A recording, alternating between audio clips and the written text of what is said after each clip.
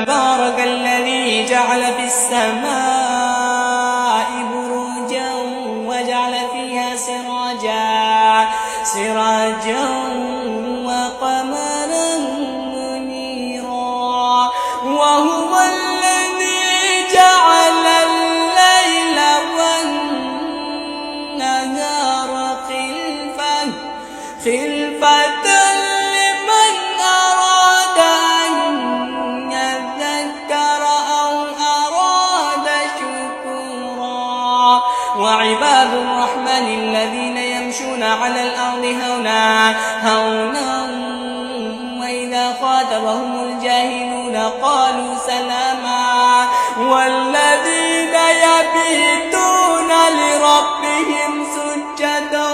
وقياما والذين يقولون ربنا اصرف عنا عذاب جهنم إن عذابها كان غراما